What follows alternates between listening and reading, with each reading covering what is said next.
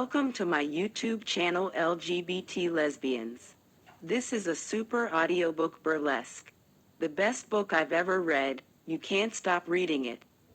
Burlesque video book drama. On my channel you will also find a lot of hot and sexy audiobooks about lesbian relationships, such as Stripper, Checkmate, Dance for Me and many others. Scenes of kissing, sex and hot relationships between girls, causing excitement, laughter, surprise, and sometimes tears of sadness and joy. Happy listening and pure emotions to everyone. Be sure to subscribe to the channel so as not to miss a single wonderful episode. She says it so easily, the word gay.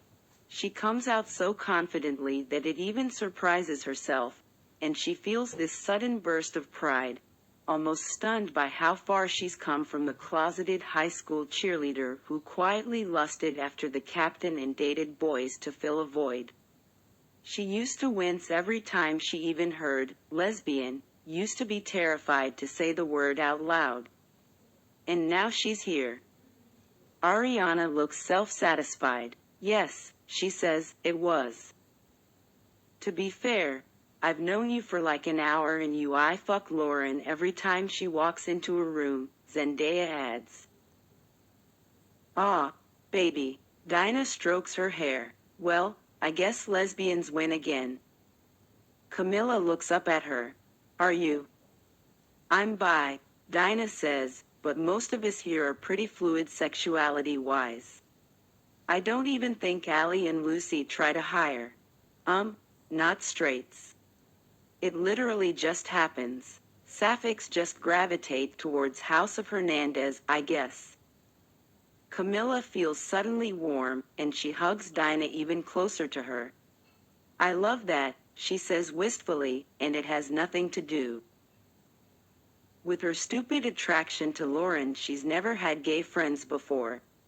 She didn't realize how good it would feel to have people who understand her like this. See? Ariana's voice cuts through the moment. Aren't you glad I was nosy now? She reaches over to ruffle Camilla's hair, and Camilla jokingly scowls at her. You're still a bitch, she tells Ariana. But yeah, thank you. Camilla ends up back in the dressing room for most of the performances. Occasionally Lucy will accompany her out to the wings, but the older brunette seems pleasantly frazzled, so Camilla doesn't want to bug her too much. The girls who aren't out on the stage stay in the dressing room and chat Camilla up. She feels like they approve of her, in a weird way, and it feels good. She wonders if the information about her being gay has spread. She kind of hopes it has. Lauren sits out the 2 numbers before the last one because she's closing the show and needs to be prepared, or at least that's how she conveys it to Camilla. She's the only one in the dressing room with Camilla at that point, rifling through the costumes. She's bouncing on the balls of her feet, somehow so full of energy even though Camilla's seen her perform her ass off over and over. Might be due to the 4 Red Bulls she's chugged since the show started, but whatever. What should I wear? Lauren snatches a glittery bodysuit off the rack and then immediately puts it back.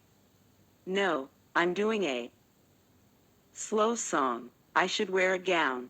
Camilla, pick a gown for me. It should be slutty but still classy, you know? She waves a hand towards the gown rack frenetically, and then goes over to one of the vanities. Should I put my hair up or leave it down? She rakes her hand through the perfect glossy waves. Fuck, I wish I had time to straighten it. Do half up half down, Camilla says. She runs her hand over a gorgeous silk pale blue dress with a lace-trimmed sweetheart neckline. It's almost like a slip, and she's immediately taken with it. Lauren, you should wear this, it's beautiful. Lauren has a couple of bobby pins in her mouth as she pins the top half of her hair back. She sees the dress in her vanity's reflection and her eyes light up. Oh, that's perfect.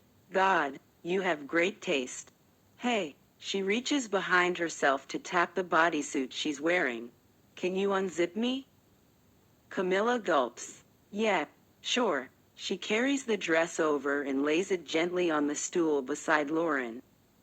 She sweeps Lauren's hair over her shoulder gently and fiddles with the zipper, pulling it down carefully. Lauren smiles at her over her shoulder when she's done. Thanks, she says, holding the bodysuit up with one hand, and suddenly the air is so full of tension that Camilla kind of feels like she can't breathe. She averts her eyes as Lauren gets changed, even though she's pretty sure the green-eyed girl has zero shame. How could she be anything less than endlessly confident when she looks like that?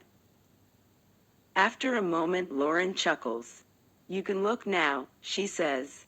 I'm decent. Camilla finally looks at her and almost loses her breath again.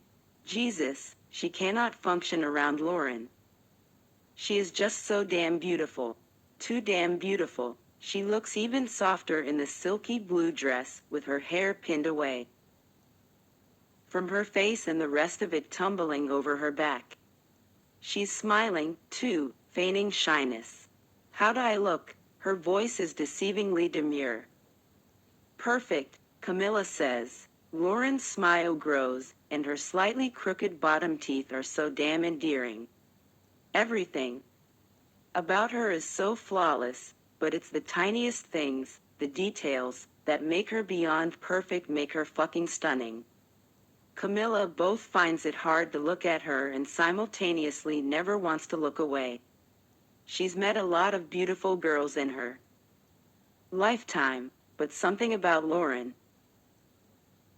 Thank you. Lauren twirls in place, the skirt fanning out around her calves. Then she sighs, falling forward so she can grasp Camilla's forearms. You know, she tells her, I'm really glad you're here, Camilla. You're so sweet, and so pretty, and so talented. She loops her arms around her neck and pulls her into a hug. I'm all delirious and tired and shit because I've been performing all night, and I know this is going to sound stupid, but I really like you. You move so fast, Camilla says into her ear, her hands immediately settling around Lauren's waist. We literally just met earlier today. At least take me on a date first before you confess your love. Lauren laughs, and the sound vibrates through her chest. You know what? Maybe I will. Ooh, careful, you don't want to break Allie's rule. Camilla pulls back. She has a funny look on her face. What? Lucy told me about Allie's rule. About the cast members not being able to date each other. Absent-mindedly, Camilla starts to fix Lauren's hair around her face. Lauren lets her, but she still has that strange expression marring her perfect features. Lucy told you that? She asks. She sounds perturbed. Yeah, she. Camilla cuts herself off at the sound of heels stomping up the spiral staircase. The rest of the girls flood into the dressing room, and they all look sweaty and out of breath and euphoric. Camilla spots Ariana raising an eyebrow at she and Lauren being so close, and Camilla makes a face at her. Bringing up the rear is an exhausted Lucy. Her long dark hair is now in a messy ponytail, and she's gripping the railing like a lifeline. Lauren separates from Camilla so she can run over to Lucy, and Camilla sighs, leaning up against one of the vanities. Whatever. Lauren has obviously known Lucy way longer. It shouldn't bother her as much as it does. Hey, Dinah comes over to the vanity she's next to and props herself up on the stool. Did you and Lauren fuck while we were performing? Camilla rolls her eyes and pushes Dinah's knee. You're such a perv. No, we didn't fuck. Leave me alone. We're all going out to sit at the front table so we can watch Laura close, Dinah says. Wanna come? She nudges Camilla with her heel. All the girls have just come off performing something in these extravagant white bejeweled corsets and panties with garters and thigh-high stockings and matching gloves. A couple of them must have had white feather fans, because there's a big fluffy pile of them near the costume racks that steadily grew as the girls tossed them down. Dinah's hair is slicked back into an updo and she has these huge earrings on the only part of her costume that she removes before she goes to watch Lauren close. Yeah, sure. Lauren is preoccupied with Lucy in the corner. Lucy is touching up Lauren's makeup and hair for her, which seems egregious. Camilla hasn't seen her do that for anyone else. Maybe because Lauren is the star, so whatever. They seem to be deep in conversation, their heads bent together while Lucy fixes the bobby pins in Lauren's dark waves. Camilla finds herself staring at them until Dinah snaps her out of it by grabbing her arm. They all go down the stairs, through the door on the right, so they come out onto the main floor, which is pumping with the music through the speakers that plays between performances. Most of the girls are still in their sparkly white corsets and some have put on the silky robes that all the girls seem to have, but all of them get attention as they make their way to the bar, whoops and hollers from the patrons as they pass through. None of the girls seem uncomfortable, though. They actually seem to be eating it up. But that's just the nature of the job, isn't it? It's something Camilla's gonna have to get used to when she starts performing. They all gather in a little cluster on the bar, sitting on the bar top and taking over some of the stools, so they have a direct line of sight towards the stage. Camilla has Dinah on her left and Ariana on her right, and the brunette seems to have gotten a lot more touchy ever since Camilla opened up about her sexuality. Camilla squints at her suspiciously after Ariana puts her hand on Camilla's thigh much too casually, squeezing once with her pointy purple nails. Well, most of them are pointy and purple. Her nails on her index finger and her middle finger are both cut short, which is so obvious and gay that it almost makes Camilla blush. Are you trying to seduce me? Camilla asks. Ariana chuckles lowly, reaching up to sweep Camilla's hair behind her shoulder. I think you're hot, she says simply. A little virginal and pure for my taste, but still hot. Camilla snorts. I'm not a virgin. Are you really propositioning me right now? Ariana gives her a tight-lipped smirk. Yeah, I can take you back to my apartment after this. If you stay the night, I'll drive you here tomorrow. Camilla stares at her for a second, at the elegant curve of her neck. It's no secret that Ariana is sexy, but she literally cannot tell if Ariana is joking or not about hooking up with her. I don't fuck girls I just met. Ariana draws a little circle on Camilla's thigh with her two blunt nails, sending pleasant shivers down Camilla's body. We'll be seeing each other every week for a while now, she purrs, voice going sultry. You're gonna be far from a stranger, baby. Girl, we might as well get better acquainted. Camilla's mouth goes dry. Somehow Ariana's seductive voice has just made an already impossibly alluring girl like a million times more attractive to her. Yeah, she says breathlessly. Sure, you better buy me dinner after, though. Of course, I'm a gentleman. You guys are fucking disgusting, Dinah interrupts, slapping Ariana's hand away from Camilla's thigh. Stop groping her, and I don't want to hear about all the hot sex you'll be having tonight. She rolls her eyes. Because I have to go back to the UCLA dorms with Normani and the only person she wants to fuck is, well, the only person she wants to fuck is the only person who won't fuck her anymore. Lauren, Ariana supplies, in case Camilla didn't pick up on it. She grimaces. I'm glad we're not getting a take two of that fucking train wreck. Oh, God, they were a disaster, Dinah groans, laying her head on Camilla's shoulder. When they weren't having sex, they were fighting like cats and dogs. Lauren just can't handle a long-term relationship, I think. She's a whore, Ariana says affectionately. She can't be tied down, Camilla doesn't get time to dwell on it because the lights are dimming and the mindless chatter of the girls and the other patrons comes to a stop. Everyone waits with bated breath as the curtain slowly rises and the spotlight centers in on Lauren. It's just her, in her perfect blue silk dress, and her hair pulled back, with a microphone in front of her. The crowd cheers when they see her, and she smiles serenely. All the numbers so far have either been so hypersexual or so comical, but this one is so simple and completely elegant. No gimmicks or anything. You can just barely see the band behind Lauren. There's a filmy mesh screen between her and them. Probably just to make sure the focus is on her.